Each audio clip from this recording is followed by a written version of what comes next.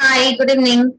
Hi, Janvi. So you're jumping from one webinar as a To sub as a another. participant in the other one. This is life. Hi, Sindhu. Good evening.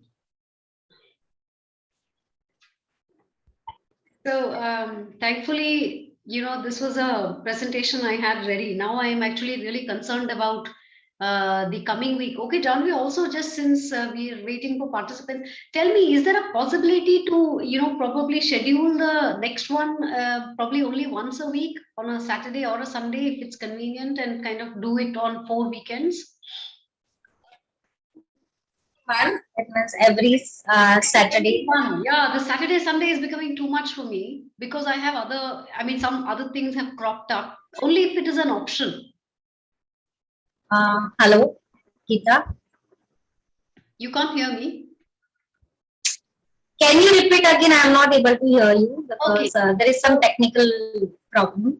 Okay. I was suggesting, actually, even from the participants, if they are hearing, if it is a possibility to do this on either of the weekend, as in either on a Sunday or a Saturday, instead of just doing back to back, is it possible to do it for Saturday or for Sunday of September?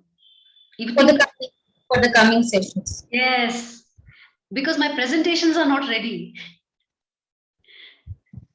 And Okay. I have, sorry, but guys, if, you know, uh, not that I want to show this, but yeah, I think I shouldn't be. I was going to show my calendar. So the presentations are because it takes a lot of time to prepare these. You remember, Janvi, I was telling you I was concerned about that only. No, I have the skeletal map ready. Even now I can speak, but it's also a 1.5 hour session, right? It's quite a lengthy one. So what you do, because it's Saturday working for you, I think. I'm completely okay with it.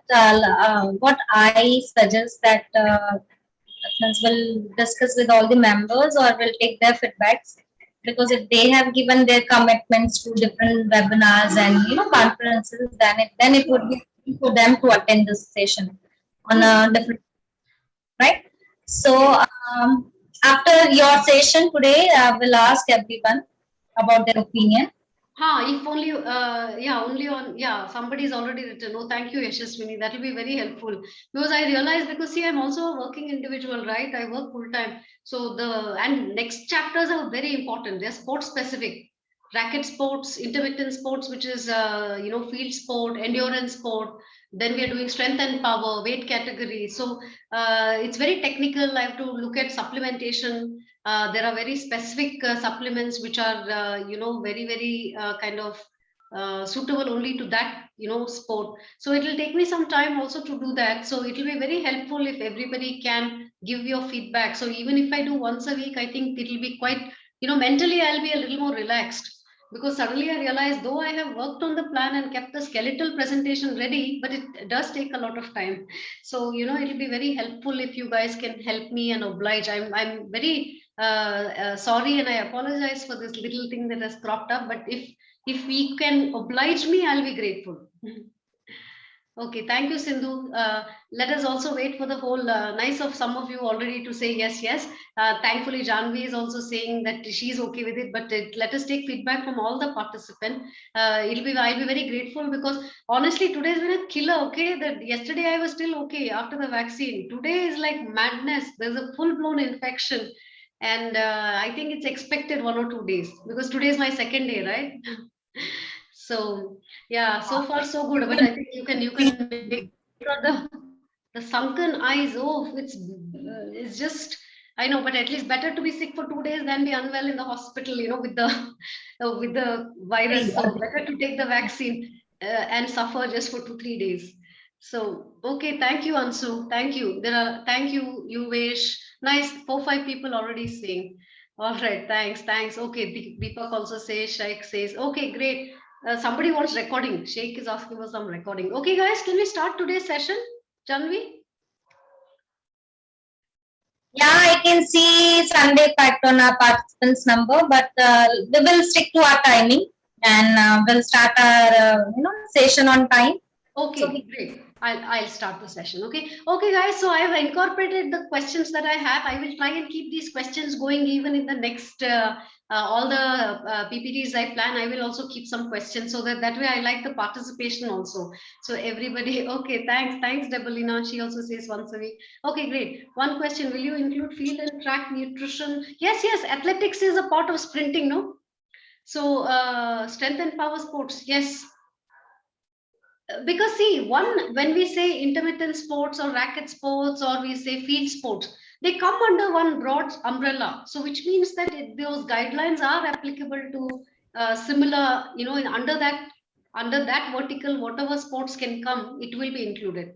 Yes, we will touch upon all of that, because if you see sprinting and athletics, they're very short, like your right now our gold medalist Neeraj javelin throw. So they are all basically just takes a a few seconds only, right? So that is where we kind of look at that creatine monohydrate and use. Okay, guys, I'm just going to share my screen and you can keep it interactive, please. And I love that everybody is participating. So if we can please have everybody similarly today. Today has been a slightly hard day for me, and I hope I can really keep this interesting and make it very eventful and participatory for all of you. You guys can hear me, I assume. If there's any issue, do let me know.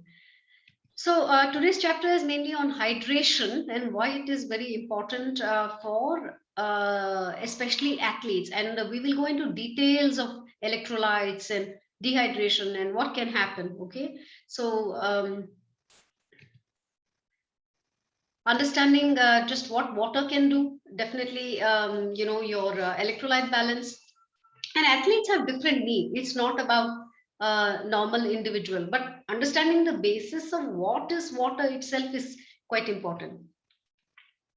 And what can happen when you are dehydrated. And one reference to one badminton player I have worked with as to when they consume plain water, what exactly can be the performance outcome.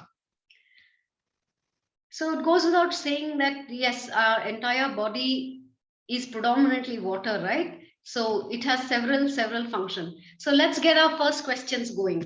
So guys, what do you think of the rule of 8 ounce by 8 glasses, which was typically what was said, right? You may have heard your parents or your people who mentioned earlier. They said, "Oh my God, you have to drink 8 glasses of water." So what about today? Is it still applicable? What do you feel? Maybe you can share your thoughts in the chat box. Okay, is everybody here? Can you guys hear me and see me?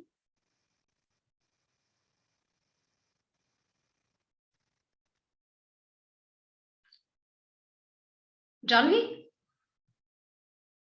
Yes. Okay, you are able to hear and see me, right? I think there is some problem with your internet, so if you could check, because your voice is coming, not clearly. It's not clear. Oh, okay. I am on the same Wi-Fi.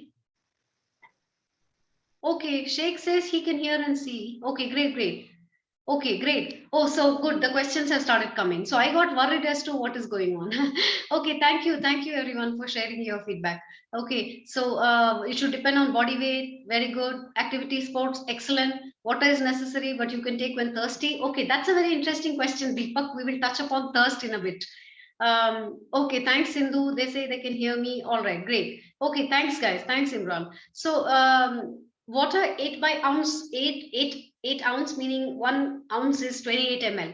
And earlier we believed that you needed those 8 glasses of 8 ounce water. Okay, so but now this is not very true or valid anymore. Okay, you can drink to thirst sometimes if you're a normal human being and if you're not an athlete. Sometimes you may even drink lesser, or you can also drink a lot more, and that really kind of can vary. It is not necessarily that you must be drinking 8 ounce and 8 glasses to be healthy anymore.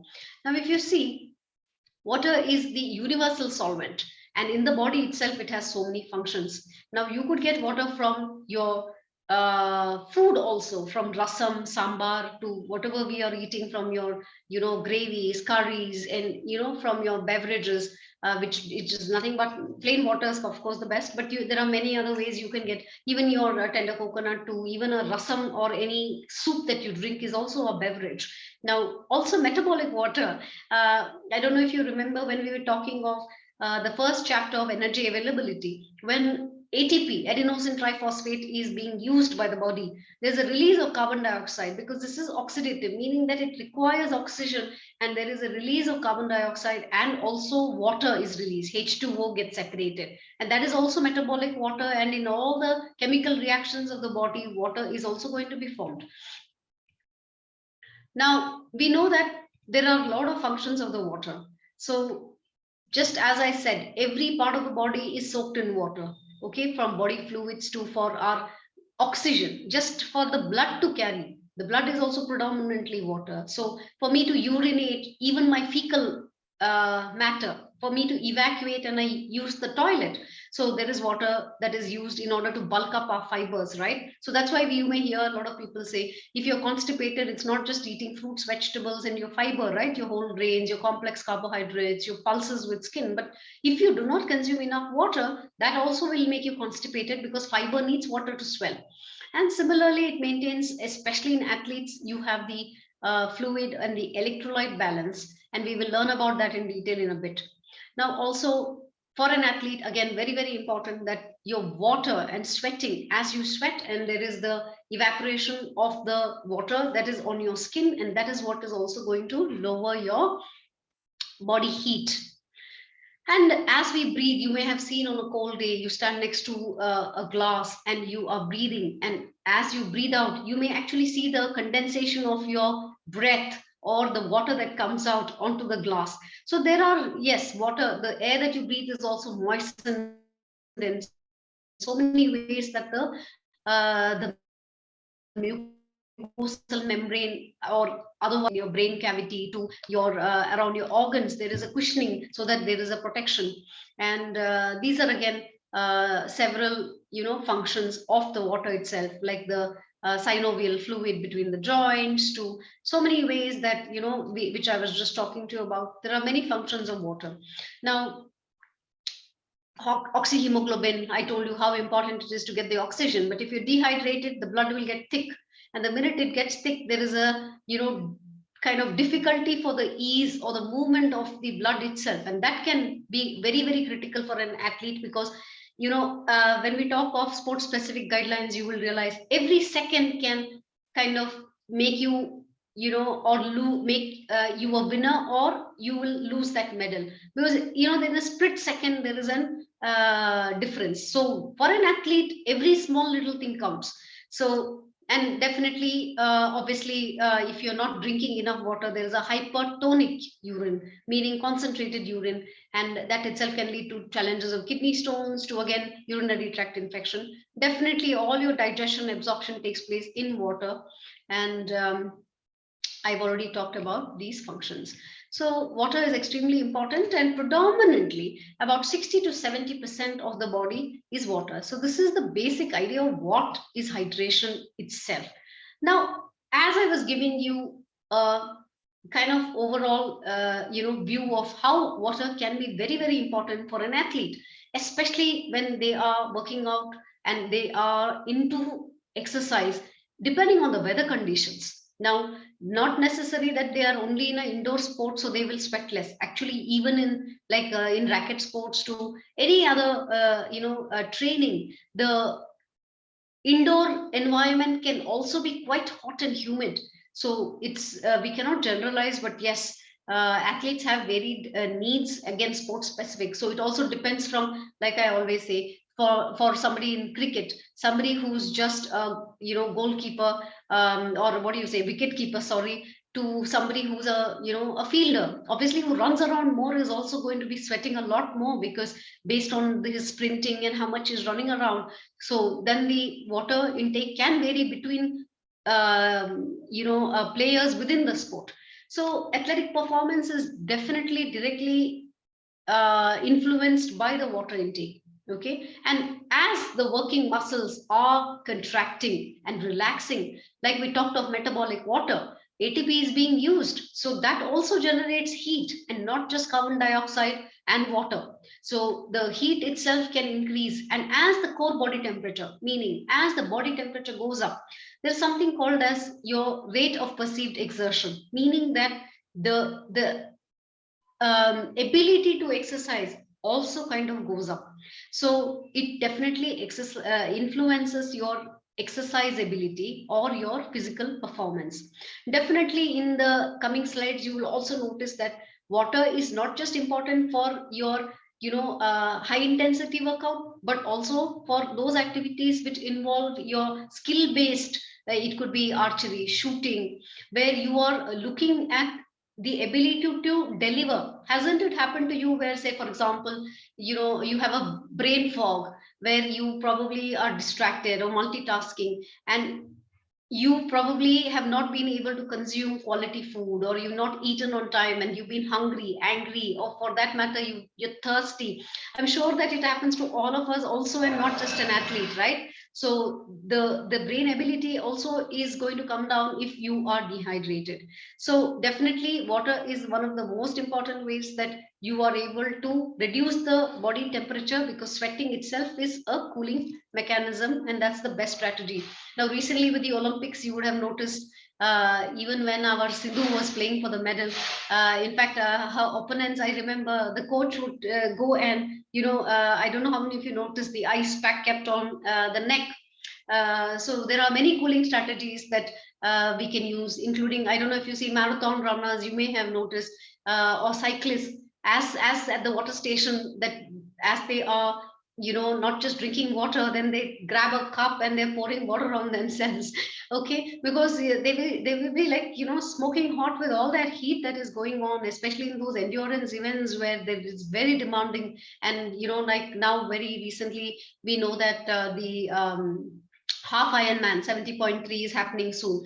So what happens is these athletes really have a huge mileage that they train, and so obviously recovery can be quite a challenge, especially when you are training in that kind of miles, and you really kind of have to cope in cooling strategies. So definitely thermoregulation is extremely important. That is to try and optimize or keep the body temperature low, so that you do not feel tired, because the minute you kind of I don't know if you heard the word bonking, hitting the wall, glycogen is being used. And then, if you're not hydrating enough, so automatically you have a feeling that your exercise performance is going to be slowing down. And I already talked about perceived rate of perceived exertion, meaning that the effort that you have to put in will automatically go up. So there are many, many factors that can influence your water intake, and that itself can be, like I already told you, the type of your sport, or your the requirement of your physical activity itself, which can vary between, say, a goalkeeper and a midfielder, who actually will have to do a lot more running, whereas a goalie can be kind of stationary or very close to the goalpost.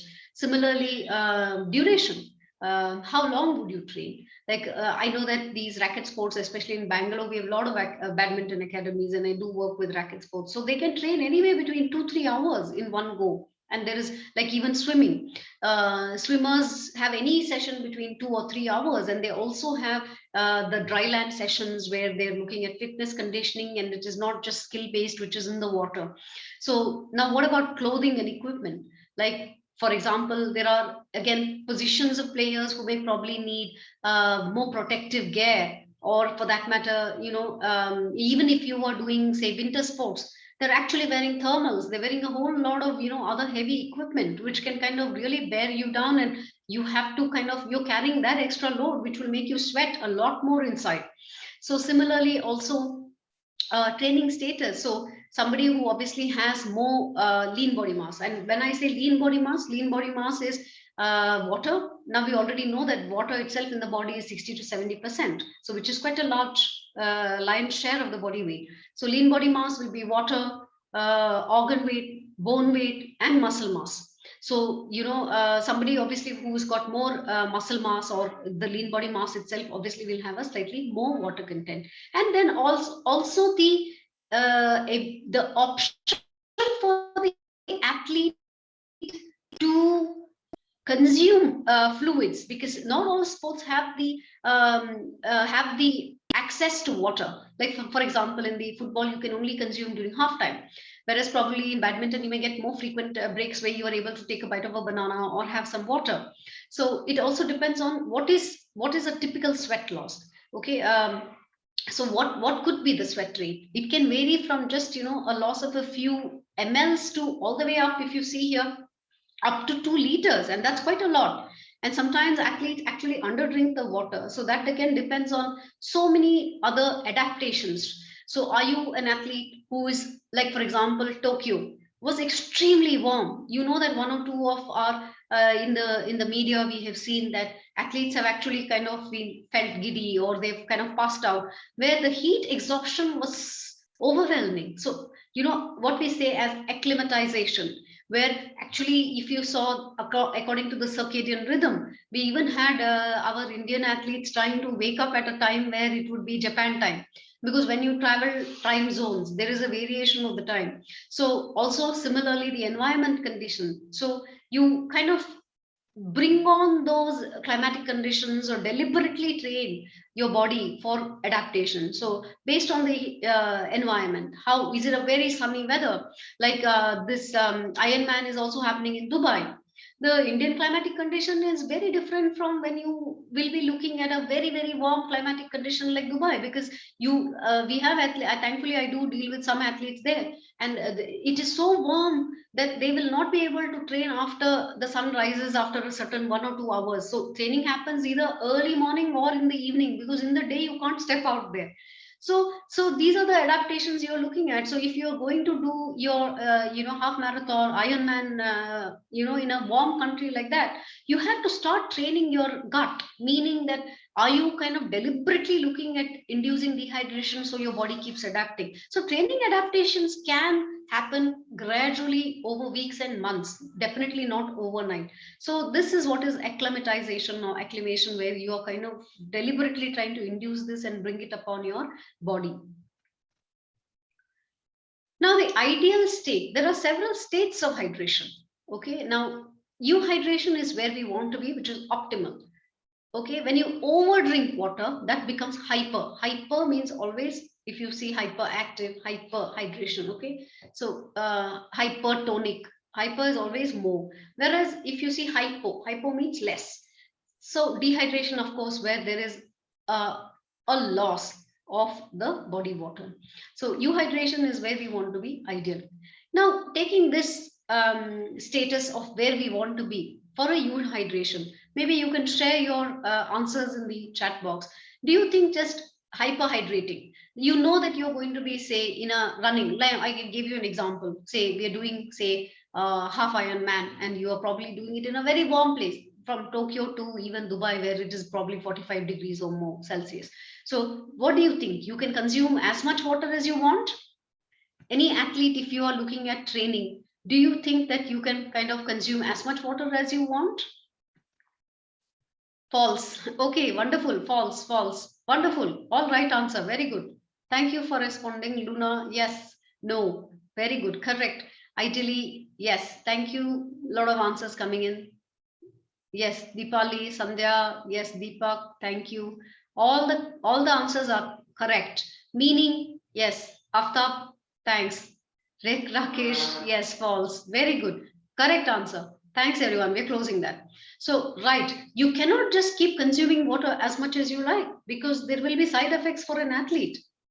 So as much as you think that hydration is important, this sometimes actually athletes make a mistake on very important days. They think that it is important for them to consume extra water and they overdo it, which is actually not needed at all. So one another important highlight here is, whenever you are dealing with younger athletes, adolescents, you have to take cognizance with the fact that they definitely are not able to sweat more. So there is a lower regulation of body temperature, because in adults, sweating is a great way of lowering the body temperature. But in younger athletes, that is not a possibility. So they can either take, see, if you see here, it very clearly mentions that they can lose or gain the body temperature based on the environment. Like, amphibians, if you see, like snakes or otherwise what we've studied in our earlier biology chapters, if you remember, what happens is if you are in a colder place, you will absorb the cold temperature. If you're in a very warm environment, you will automatically become very warm. Okay. Yes, Sindhu, we are going to deal with it in detail just in the coming slides. Okay. So in the younger athletes, definitely we have to take care. Okay. Now, so today I noticed there are lesser participants, no, from yesterday. So in younger athletes, what happens is, because there is obviously, just give me 1 second, I cannot see the slide. So there is a smaller plasma volume, okay? So which means that the blood volume is lesser than an adult. And automatically there is also, because they sweat less. So what is going to happen is, there is obviously no sweat loss in younger athletes. So, but however, what is most important for younger athletes is, if you see the research articles when I was making this presentation, there is a tendency for younger athletes to actually consume less water. And typically these athletes themselves start in a dehydrated state. And that is not a good thing, because as it is, they sweat less, and they will also, obviously that means that they will not be losing fluids, and their blood volume itself is less. But what is important is that they are relying on mainly that water in the way to move around the body and reduce the body temperature. So if at all these children are consuming less water, automatically what happens is that then there is a high risk of dehydration, because many times they're already starting dehydrated. Then they are depending only on the blood volume, so that will circulate around the body and lower the body temperature. So you have to be careful. So this is a research study to just give you the same takeaway message of what I was talking about, that in younger children, there is a problem of reducing body temperature. So if there is dehydration because of so many other factors which we have already seen, it could be your sports unit, whatever the sports specific gear or the uniform that you're wearing, the climatic condition, it could be hot and humid. Automatically, that means if the blood volume or the blood gets thicker, that means that there is a inability of efficient blood flow. So core body temperature will rise, and that is what leads to stress and heat injury. And you will typically see athletes, and heat injury itself can lead to so many things. It's not just, see, because muscle cramps itself can be due to so many other factors, not just dehydration, but even the lack of good electrolyte strategy.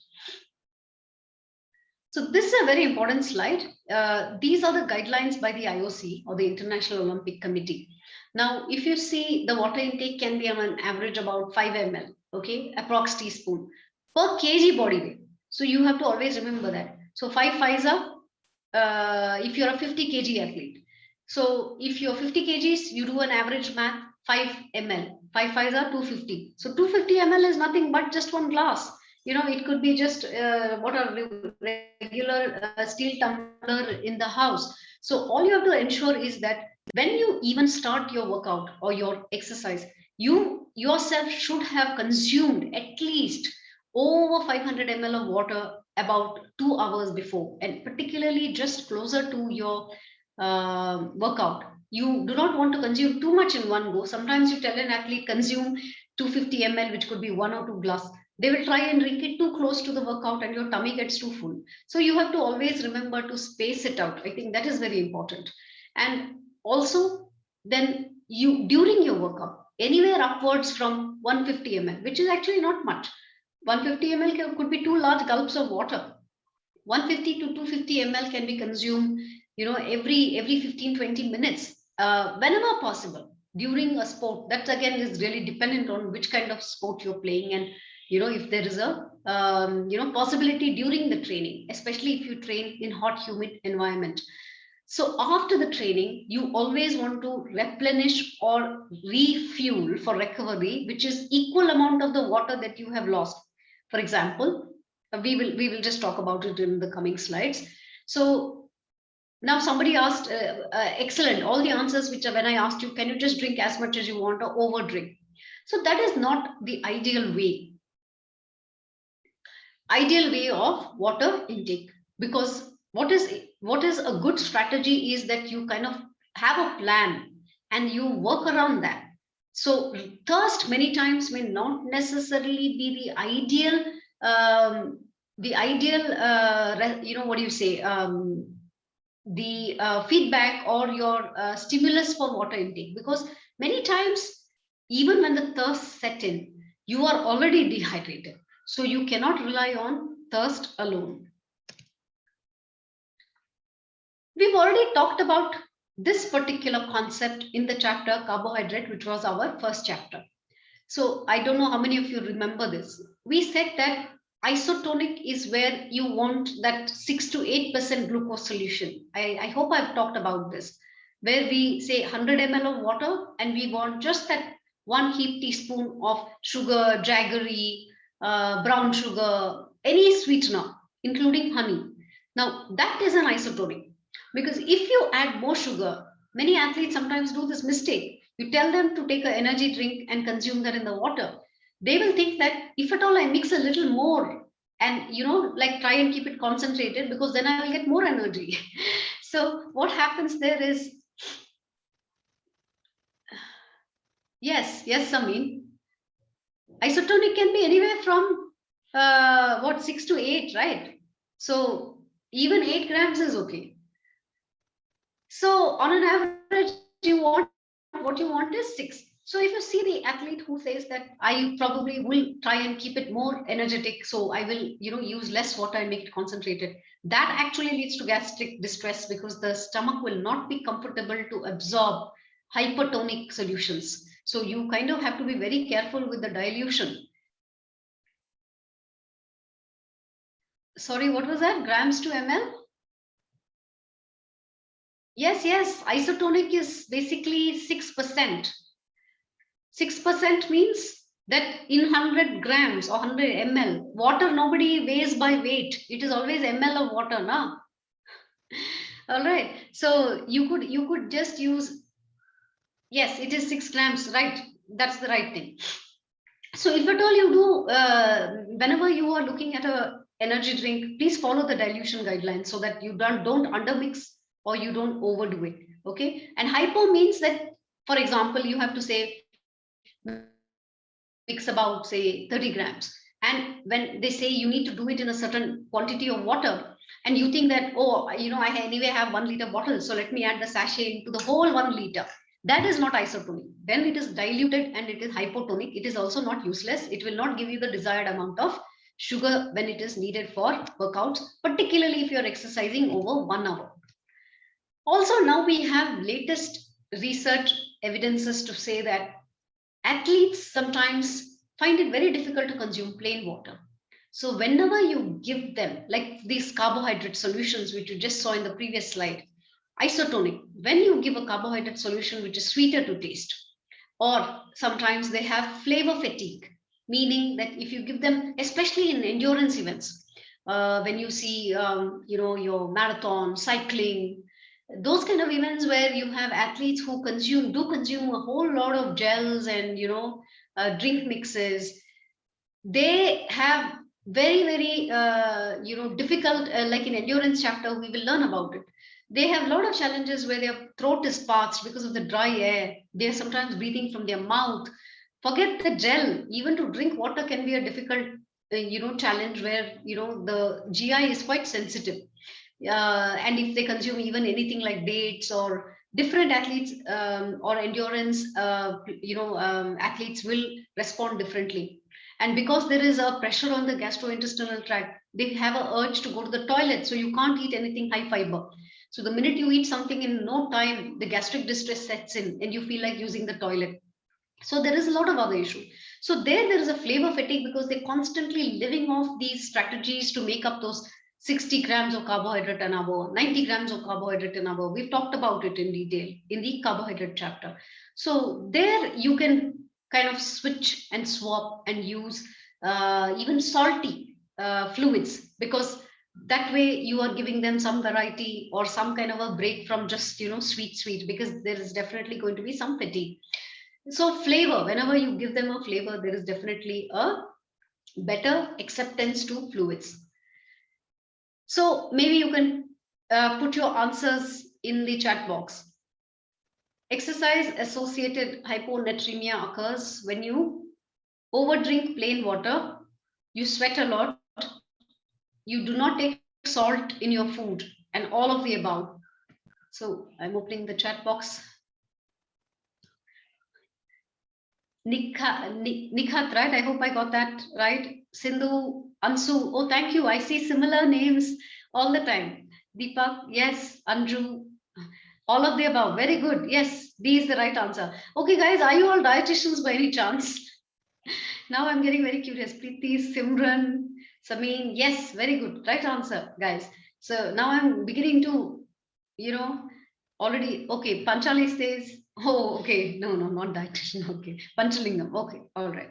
So I got suddenly so impressed that I thought all the answers are coming right all the time. So I think you guys know this topic really well. Good. So yes. So hyponatremia is, we will also see that in a bit. Hyponatremia is students of dietetics. Okay, Aishwarya, good. So that's what I thought. All the answers are right. Good. So we'll just continue. Okay, I hope we are keeping tab of time. Oh, it's only 4:30. We still have one more hour to go. Now, also,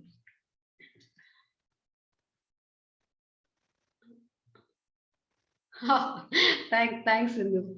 All right. So no, there's scope for improvement always. So another most important aspect is also, whenever you take you're looking at your hydration solutions, it is not just the flavor of the water. You also have to keep in mind the temperature. Like I was giving an example, which I will probably, because I can only talk of the few athletes I have dealt with.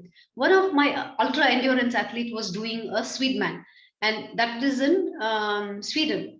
It was so cold over there that I kept talking to him about cooler temperature, without understanding actually what he needed was a hot cup of coffee. Because when you come out of the lake and you are frozen at those 8 degrees, 10 degrees, it is freezing. So you really don't want chill temperature. It is very contextual, and temperature of the water needs to be adjusted, because in those climatic conditions, and when it starts raining and there's a drizzle, your actual digits, because the blood supply is going to the gut or the legs, there is something called as your digits. There's a lack of blood supply to the extremities, so you can actually have a loss of sensation in your digits. So you have to remember that, then that is where actually they want warm fluids, because that can kind of be very soothing for them in those climatic conditions. But however, if we are talking of, say, in Gujarat, you're doing some event in or Delhi, you have Delhi Marathon. For that matter, any of these cricketers, for now they're all moving to Dubai for our remaining leg of the IPL.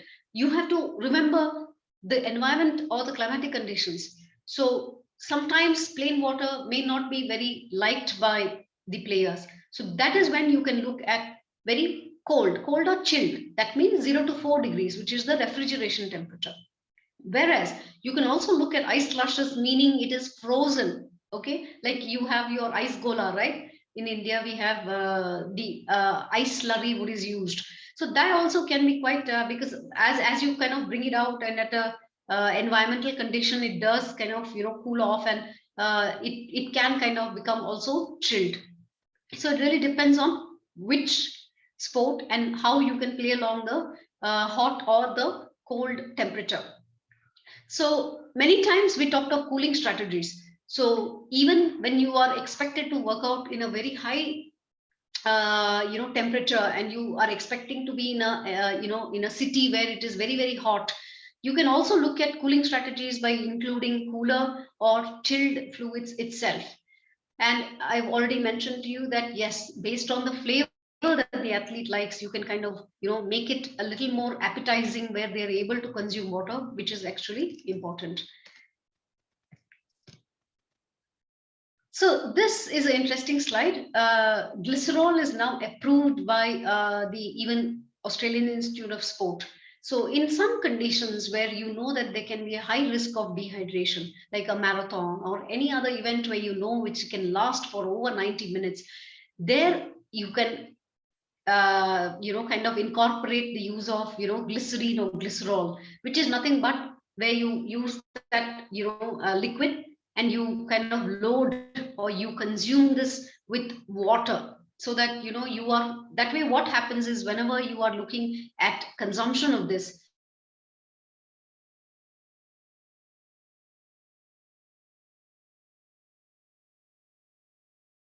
your urine output. That's another aspect. Sometimes when you overdrink, like I told you, not just about the food, that when your GI is quite sensitive, also there can be an urge to evacuate or urinate. So that also, I hope I'm here, and I had a pop-up saying my internet is unstable.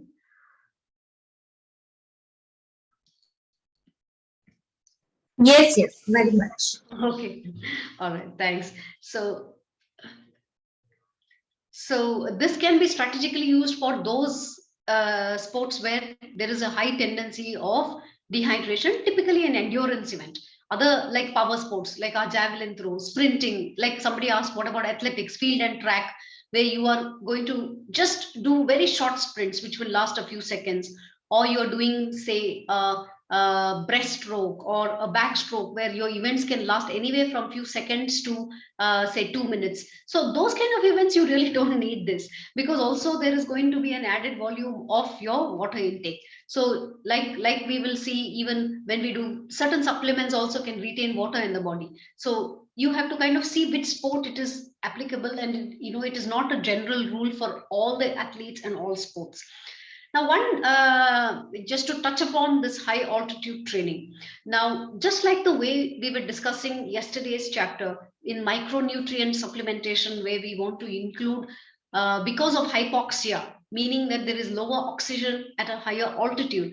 Similarly, the air is very arid or very dry, meaning that as you start going higher and higher up, actually we have our army base where you can actually do this high altitude training, and they also train, I think, our medical fraternity, where you are able to understand how this high altitude training can lead to training adaptations in athletes. So there also there is very less amount of moisture in the air.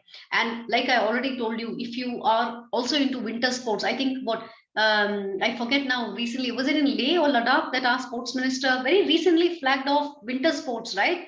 I forget which one now. So in first time in India. So now we are also opening our possibilities for collaboration for winter sports, or anywhere where there is ice, availability of ice. So whenever you wear heavy clothing, especially your thermals, that can also kind of lead to sweating. And definitely many times when you are at the site, say you've gone into the snow to train, you really can't carry your water bottle and go along. So there is obviously limited access. Okay, so then, and of course, because of your respiration, your sweat, and definitely if there's an option to urinate again or evacuate, so based on that, again, you could lose some water at high altitude. Now, as a general guide, we know that we want to always remain in the ideal status of euhydration. Now, in very rare circumstances, have you seen players where they have performed better with very severe dehydration?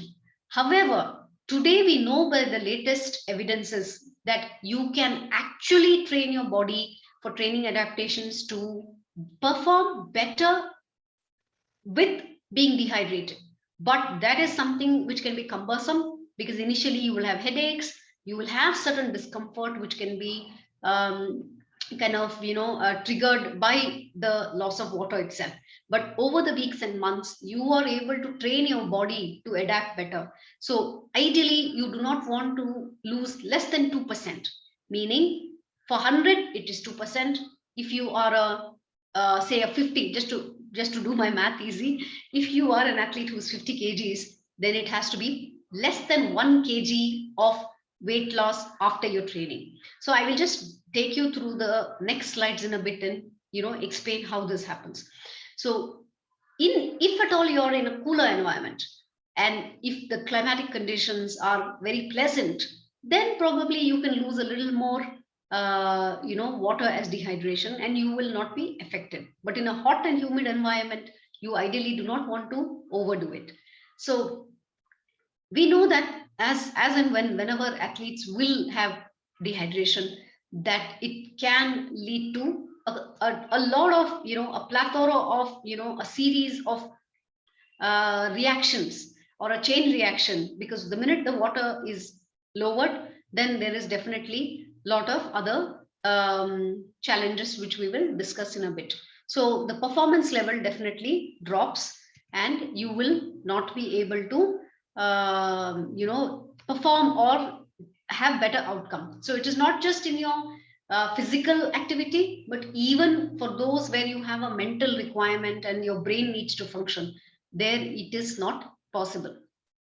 So the dehydration itself can be one of the reasons where you can have lowered performance, and there is something called as heat stress. So like I already was walking you through of how the blood volume can become very thick, and similarly now you need the water itself, because sometimes with wear and tear you have ammonia. Now ammonia typically can again be seen in endurance athletes, which we will discuss, where there is a buildup of ammonia, where basically ammonia is a breakdown of protein metabolism. But the protein converts, there is ammonia, which is a waste product. The liver uses it and converts to urea. But if you want it excreted in the body, you need the urine, which is basically water. So if at all you are dehydrated and you are not taking care to,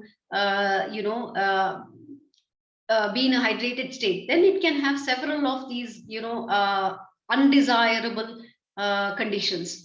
And definitely there is going to be other symptoms which can be kind of just uneasiness around headache, nausea, and vomiting, which is called as heat stress, meaning that your ability to actually perform can come down, which is actually, we did see that even in Tokyo among some athletes. And these are all elite athletes, not just recreational or professional athletes.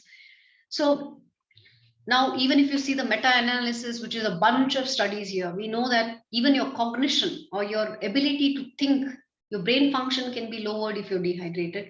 Similarly, even in endurance athletes, you see that definitely your ability to exercise is lowered.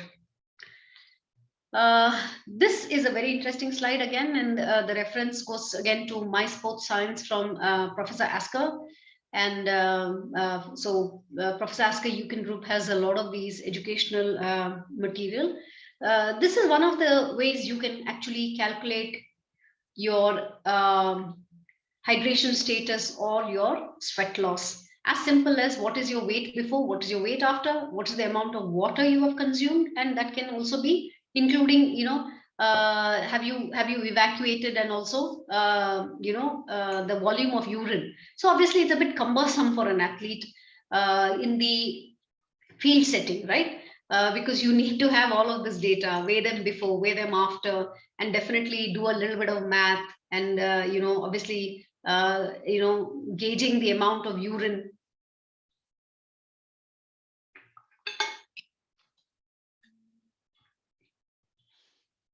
So, but yes, many ways you can monitor this. And also in the female athletes, there's one point here to note that yes, during your premenstrual phase, definitely due to some hormonal change, sometimes you may have bloating and water retention. So again, back to what we would, I think I've already given you this answer. I should have had this question prior. But anyway, however, what is the amount of water that you would like to consume after the training?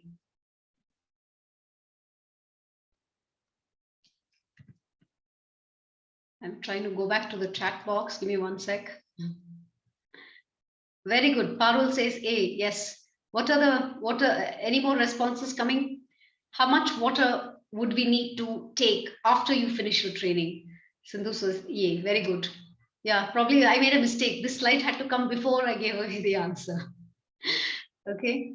Yes, 100 to Dipali. Thanks. Debalina says A. Yes. 1 to 1.5. Yes. Thank you.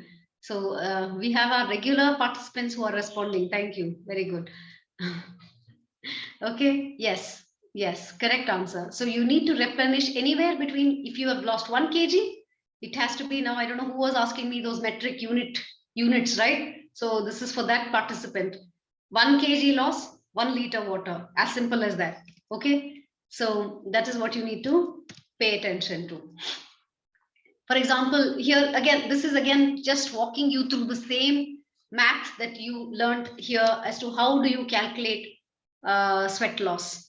Okay, so in simple terms, if you are losing 2 liters of sweat, meaning that you weigh yourself and your 50 kgs. So if you have lost say 2%, which is 1 kg of water, okay, so you weigh yourself, and to do the math here, we say, okay, you've lost 2 liters and you have taken, say 500 ml water. So there is a 1.5 liter water requirement. And as simple as what we want to do is look at one same equal amount of water intake. So if at all it is 1.5 liter, ensure that at least 1.5 liters water should be taken at least in the next few hours, whenever possible, especially if you have multiple training sessions. This can be very, very important, because then you have a challenge of getting back to the next training. You are going to be dehydrated, and recovery is very important. If you see the first slide, we talked of the 4 R's, right? Refuel, recover, okay, rest. We had all of that, right? So that those strategies we should not forget, and it's always not about eating. And also, if you ask me, many athletes find it very challenging, because honestly, if you had to drink like half a glass of water, you can kind of, it's very satiating or very filling, right?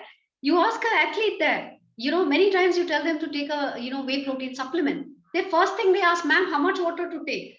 Because many times when their stomach is full, it's not just whey protein. I'm just giving you an example. So water also takes away a bit of space in your stomach, unless and until it takes those whatever few minutes to half an hour for it to go through the GI tract and for you to urinate based again on many situations. And it can vary. So even just plain water when you consume, and if you have sweat a lot, actually not plain water, but you will need electrolytes like, maybe nimbu pani and other things also. Water itself can kind of fill you up, and many times with higher intensity training, there's a loss of appetite. So it can be quite challenging for an athlete to manage hydration, and definitely look at also eating right, because you also need to have high amount of carbohydrate, protein after your workout. So as I said, as a thumb rule, always remember that whenever you consume water, particularly after a hard training, you have to always remember to consume it with salt, so that there is no side effects. Now, whenever there is a challenge of athletes who are not very, very well equipped in so many ways. In fact, now we also have sweat patches that have come into the market. I'm not very sure if we have that in India yet. You can actually gauge the electrolyte loss of an athlete by doing these sweat patch tests at different parts of the body, and you can take an aggregate, or you can then evaluate. But in those conditions where you are not able to have all those options, the best way to kind of look at your hydration status is as simple as your urine color, which is called as P-check. As soon as you get up first thing in the morning, particularly after your workout, you want your urine color to remain as close to pale yellow, or of course, very rarely is it transparent. It cannot be transparent always, but yes, there is a varying color. And not if you take, say a multivitamin, or many times athletes do get worked up, because there are some artificial or coloring agents which are used in these tablets, so they can actually change the urine color. And sometimes, very rarely, if they take a beetroot juice, you will also see urine color, or the fecal color, the matter changes. So don't worry much about that. They're quite harmless actually. But however, you have to pay attention to the color early morning and post training. So simple as just try and keep it to pale as far as possible. Now, we already talked about that you need to do at least, the same amount of water that is lost, you need to replenish. Most importantly, we also know that during your training and also after your training, if you are consuming your carbohydrate, okay, and carbohydrates itself can hold on to water. You remember even in the chapter when we were talking of glycogen loading, where glycogen itself also retains 2.7 times. Oh, sorry guys, this is the vaccine aftermath. Sorry. So so consuming carbohydrate also enhances or retains water. Now, similarly, sodium, salt. How many times it has happened that you have eaten a pack of chips or a pizza, or you have, eaten something very salty, or even cheese for that matter. And after no time, you are feeling very thirsty. Similar with sugar. You eat anything sugary, after some time, you are going to feel thirsty. Just the body's way of kind of, trying to maintain the balance. So particularly sodium also, if it has to be flushed out, because you need a certain, I think it's what, 135. There is a certain level of homeostasis the body maintains at in the blood. So the minute it goes up or low, the body is trying to adjust. So excess sodium gets flushed out in the urine through water. So that is where you will feel. Parul is asking how much glycogen is stored now. Oh, this is too late. We're in the 4th chapter. In the liver, it is 80 grams of glycogen. And in the muscle is how much, guys? 400 or 500 grams, right? If I'm not mistaken. Can somebody confirm that? I think that is what it was in the slide. Now I in a different chapter. So that's why we do carbohydrate loading in events where we have more than 90 minutes of exercise. Otherwise, other sports don't need it. And glycogen also holds to water. So similarly, so coming back to sodium, it happens to all of us. So similarly, an athlete, if you consume the salt along with your food or water, that way there is definitely better rehydration. And I already highlighted, if the athlete or a player is in multiple training sessions or is in multiple heats during a competition, very, very important. And that is why I think just sipping on those energy drinks or sports drink can be very, very crucial, because drinking plain water can be quite what do you say, disastrous. It's not going to help the athlete. So the myth here is, please, is caffeine a diuretic, guys? Maybe in the chat box. Alcohol is definitely a diuretic. Is caffeine a diuretic? Panchalingam, no. Panchalingam is written yes. Simran says no, right? No is the caffeine is not a diuretic, not anymore. Earlier they thought caffeine. In fact, once upon a time, WADA, World Anti-Doping Agency, had banned caffeine because it was a central nervous system stimulant. Today they have used that as an evidence-based ergogenic aid. So caffeine is not a diuretic. Okay, so alcohol is a diuretic, and we talked about very just a wee bit. I touched upon alcohol in the last class, right? Of how alcohol can kind of distract you and deviate you from your recovery goals. So whenever you consume water, ensure there is sodium that is taken along, and of course there are also recovery drinks like even your dairy. We've talked about leucine content and tender coconut water. Now coming to the electrolytes, which are extremely crucial in maintenance of the hydration. Sodium chloride is a extracellular fluid, and that is what we just talked of, how sodium can retain the water. Hypernatremia. Hypernatremia is high sodium. True or false? I myself got confused for a minute. True. Okay, Sandhya says true. Hyponatremia. Okay, right. Yes, right answer, Sandhya. Correct. Then we have, a lot of questions have come. Somebody is asking a question. True. Okay, let me go up and see who all have said. Hyponatremia is high sodium. Correct. Correct answer. Okay, there's also hyperkalemia. We'll just come to that in a bit. Good. Rakesh, Deepak, Kansu, all right. Correct. Hypernatremia always means more, and natremia means sodium. Okay. So sodium, very, very important again for muscle contraction, maintenance of the water fluid balance, directly has an impact on blood pressure. So depends again on the athlete. If they have any issues related to heart issues and is a master athlete, is an older guy, you have to be careful. And helps nerve conduction.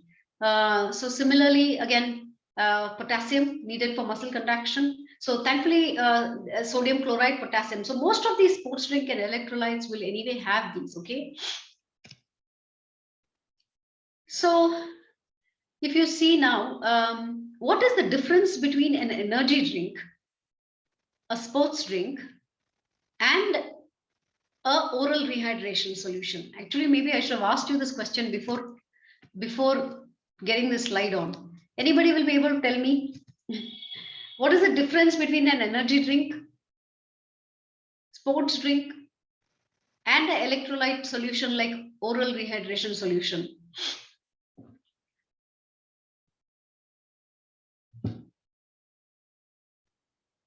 Okay, guys, are you able to hear me?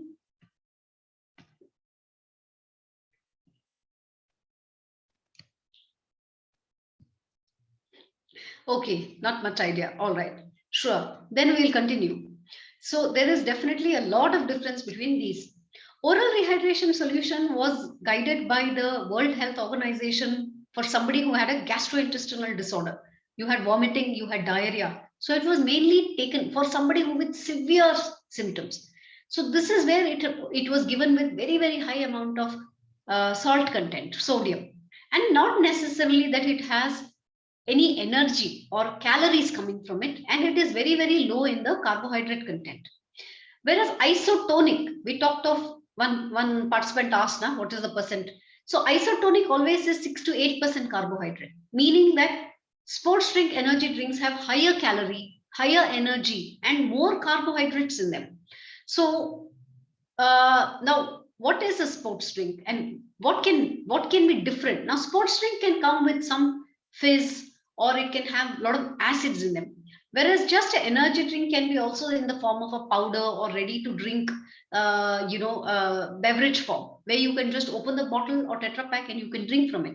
You also get sports drink like Gatorade, where you use phosphoric acids to make it, for whatever reason. I think it's made with, apart the energy, the carbohydrate, it also has these acids. Now, one challenge, especially in younger athletes, if you see here, I'm referring to the sports dietitians from Australia. Now, this is a website which has done a lot of work with younger athletes, where they realized that those children who were consuming these sports drink actually had a lot of dental caries, because the sports drink itself had a sugar residue, and the phosphoric acid weakens the enamel, and that is how they realized that these athletes were suffering. So it's something, so most important that you have to educate them that you have to definitely consume water after a sip of the sports drink, and that's called water chasing, so that you do not have the residue of the acid on the enamel and also the sugar that can lead to bacterial uh, dental decay. And of course sports drinks are also costly, so when athletes are training more than 1 hour, definitely they require energy drinks, and during the competition peak, pre-competition or the peak training cycle, or in the competition, they will need sports drink. Otherwise you could just use your isotonic drink, which can be even made at home. In fact, just remind me, one of you, maybe I can play that YouTube video which I just made on how you can how you can just make your own electrolyte solution, not necessarily that you have to buy. So what would be the ideal sodium intake during exercise? What is your take, guys? And in the meantime, let me see if I can find that video and play it for you.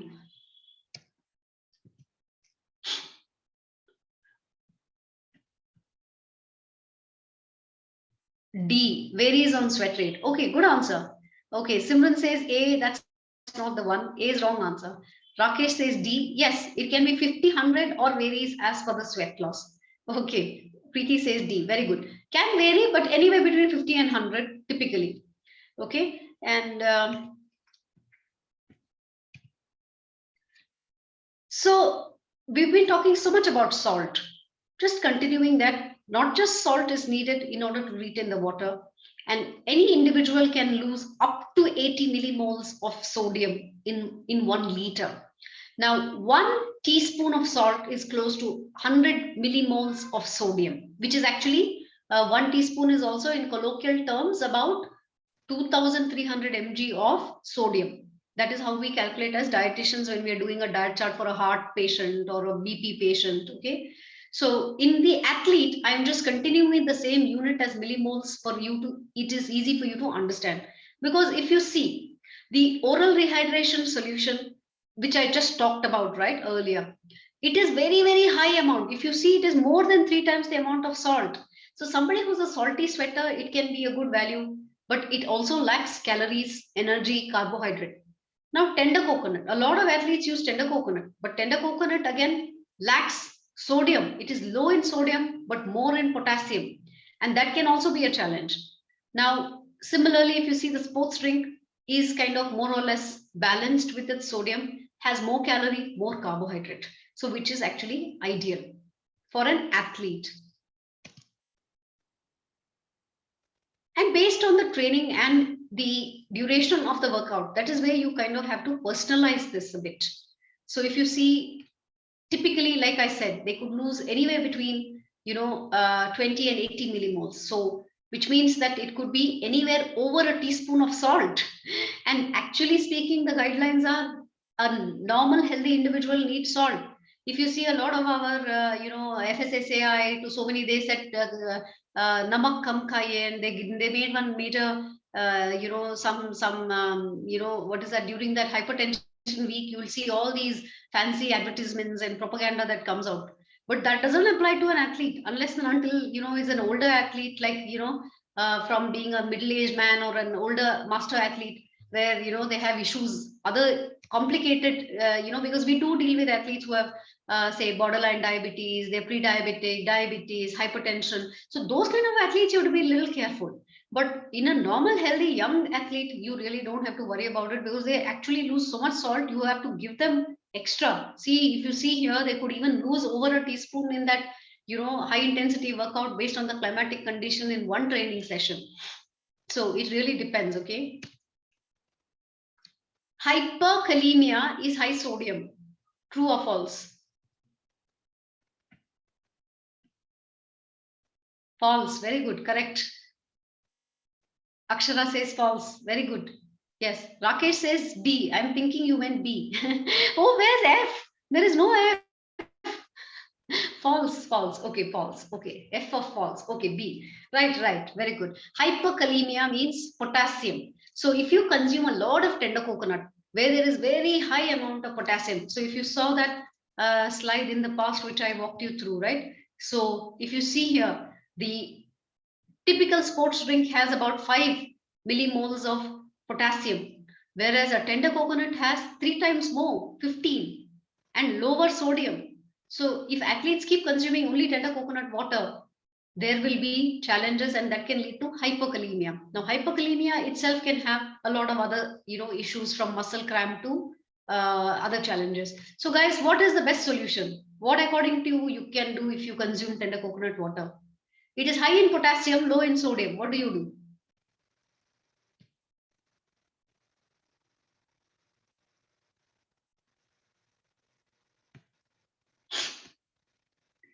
Add salt. Very good. Yes, excellent answer, Ansu. Oh, sorry, guys. I am totally gone today. Yeah, very good. Just mix salt. So tender coconut lacks salt. So sodium. So best way to do is you kind of add a little more salt into it. But it'll be very funny tasting. Huh? It'll be like our sweet salty taste. Okay, Deepak, I hope that answers your question. Okay. So this is where the electrolyte balance takes place. So the blood has about 136, I told you, right? Less than 135, you can go into hyponatremia. So if your sodium intake is less, water intake is more.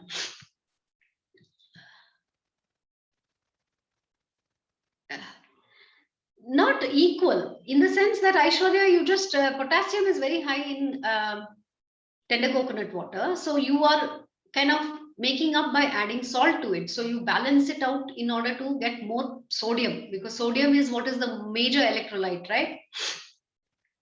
So you have the blood concentration, this is what you need. But if it is less than 135, that can lead to, again, a lot of issues of over drinking water, plain water, less sodium, and again, muscle cramps.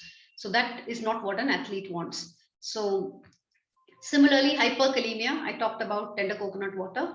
And over drinking plain water also can lead to something called as, in the next slide we will see, we will talk about EAH, exercise associated hyponatremia. Now, this is not a good idea, because over drinking plain water, sometimes many athletes do it unintentionally, or lack of planning, or lack of education. So that can be quite disastrous.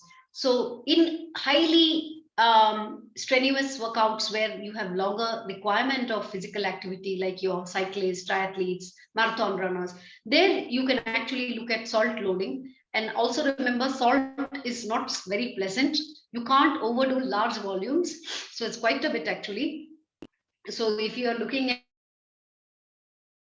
close to 1.5 teaspoon of salt, so you have to be kind of, you have to space it out with large volumes of water. So you just can't consume it in one go, otherwise you will vomit, because salt is also a gut irritant. So the best way to tackle this is you have to have sound, planning, and a kind of a good strategy of how you are able to consume your water. Don't rely on thirst, and also don't overdo. Don't just consuming as much as you like. So as per the AIS, I told you group A evidence. So sports drink and your sports gels, okay, and definitely your electrolyte replacement solutions are all under the evidence-based sports foods. So like I mentioned, this badminton player used to not be very planned about the electrolyte or the energy drinks. Just consuming plain water when you train 2 to 3 hours is not enough. So then typically you're exhausted. All that we talked of, heat stress, perceived rate of perceived exertion, from muscle cramping, you finish few sets. By the third set, you are exhausted, because then you have run out of your energy. And that is what was happening. The minute you took care of your electrolyte solution, automatically you are able to see that, in just less than few weeks, they're able to bounce back, and there is a superior quality of the workout. So the takeaway message here is that, to summarize, we have to personalize, ensure not just water, but also the sodium, and not just to drink, also remember food. It could be as simple as eating, something salty. You are eating curd or dahi, add just, sprinkle a little salt on it. So, and also if you're looking at adaptation, training adaptations, and you want to look at heat acclimatization, you can actually train your body, train your gut to consistently work in a dehydrated state, and that way you have better outcome. Yes, for those of you who would like to, please do follow. You may. These are my social media handles, and on LinkedIn, that's a professional site. So over to Jahnavi, and I'm just going to stop sharing. I also want to share that YouTube link, okay, which I received a lot of good feedback on that. Just give me 1 sec. Let me try and find that for you. Okay, I'll just share that link so that.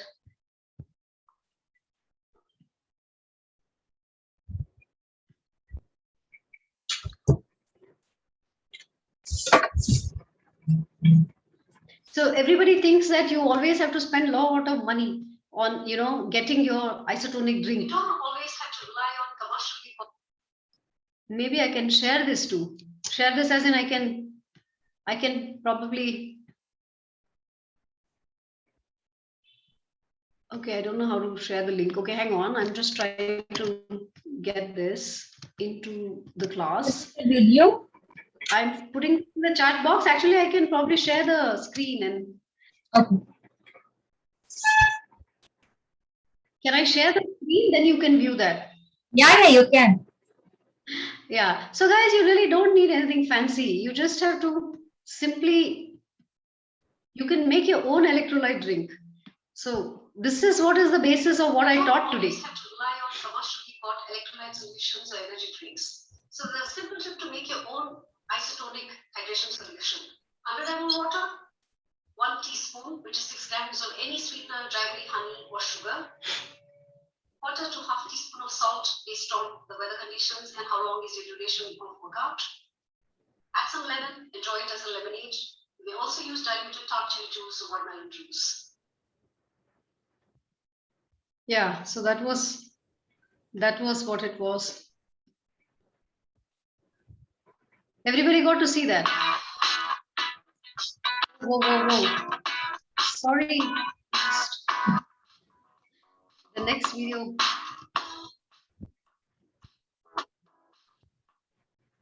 Sorry. The next video took off. Okay, guys, now all questions. Last thing, okay, this link is here, guys. You can go back and, okay, I don't want to give you the trick of the trade. I didn't have tart cherry juice, so I used something else. So it's actually not real tart cherry juice in the video. Okay, I shouldn't be telling you this, but anyway. So what was the last thing after lemon? Tart cherry juice. Hey guys, I already shared that in the chat box.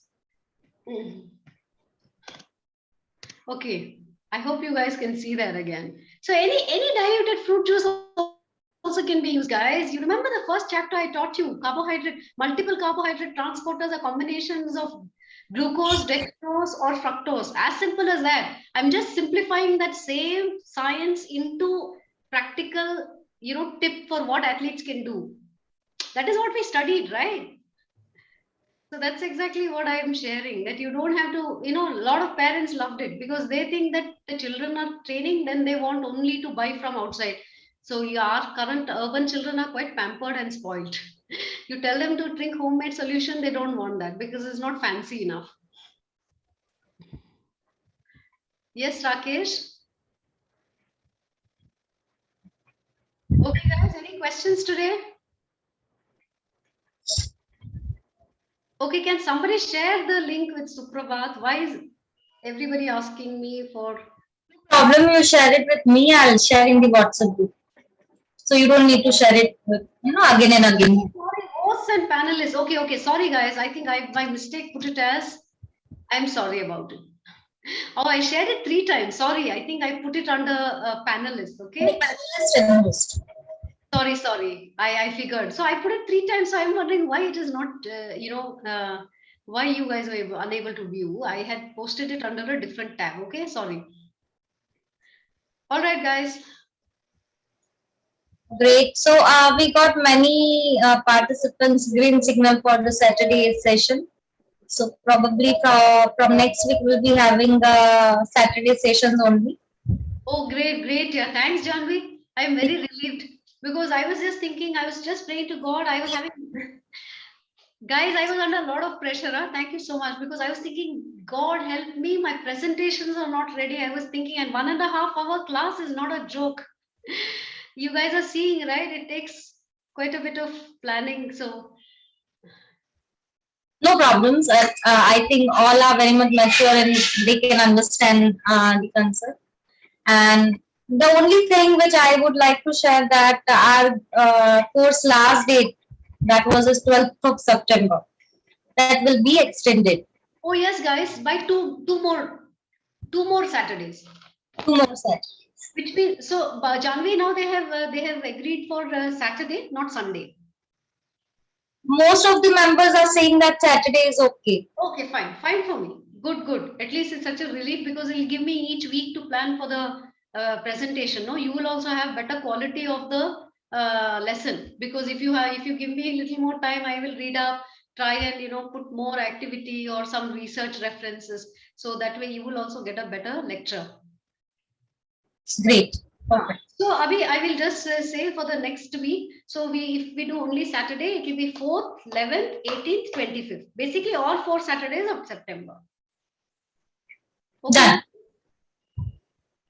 Okay, great. Oh, a lot of comments coming. Thank you, guys. Some guys are saying appreciating the class. Thank you. I'm very happy. And so hypertensive patient, what will you suggest? No, guys. So Deepak, even if it is a hypertensive patient, he will also sweat. Even a diabetic patient will consume a pre-workout snack if the activity is more than 1 hour. So similarly, even a patient with BP probably will not sweat or probably will not do very high amount of say salt or sodium, but you will still have to give him some amount of salt, but you will have to monitor his say blood pressure or kind of see how is his symptom, because even an athlete with blood pressure is going to be exercising will lose some salt in sweat. So on the contrary, salt can have a direct bearing on blood pressure.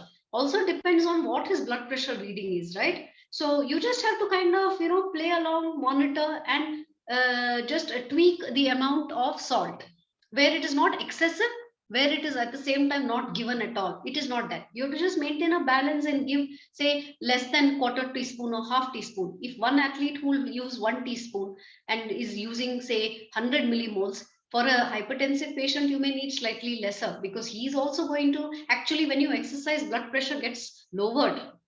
So, exercise is the best form and medicine for actually hypertension and diabetes management.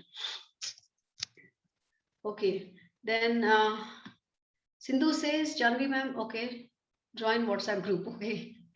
Feedback link, okay, great lecture. Thank you, Deepak. Thank you for your precious time. Session was amazing. Okay, Uvesh, thank you. And good, nice. Happy to hear all the positive feedback. If there's any constructive feedback and critical feedback, please give.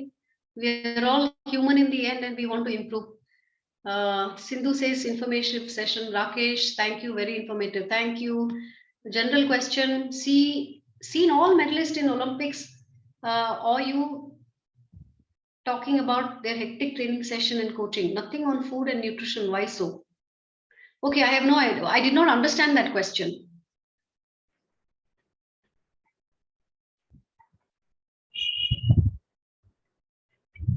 Nothing on food and nutrition means?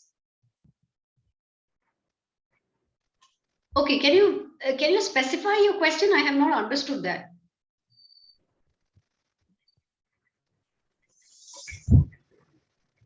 What's that candidate's name? I will unmute him or her. So Anshu. Anshu. Oh, it's Anshu, is it? Sorry. Anshu Bhatia. Sebastian. Sorry. Yes. Anshu, I have allowed you to talk, so you can unmute yourself and you can share your question.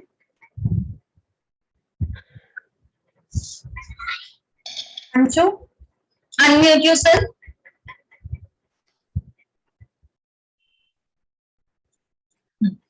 She's not there, I think. Okay, I have not understood her question. Hey guys, any more questions or can we? Okay, Sheikh says, thank you, informative session. Thank you guys. So Janvi, if there are no questions, can we wind up?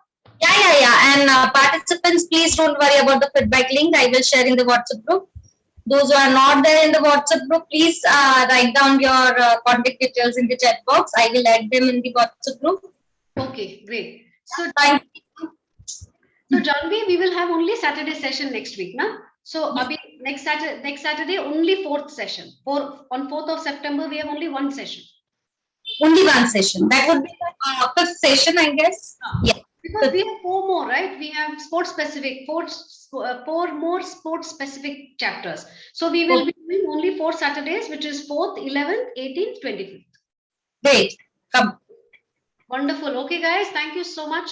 Anju says add me to WhatsApp. Okay. Sindhu is also adding. Okay, guys. Janvi, you take this on. I'm going to excuse myself. Thank you so much. Okay, guys, enjoy your weekend and your week. And we'll see you on Saturday. Okay. Bye, everyone. Bye. Those who are not there in the WhatsApp group, I'm sharing my contact details. Please say hi on my WhatsApp and I will add you in the group. Yes. And thank you so much all the participants for your active participation. Have a nice day.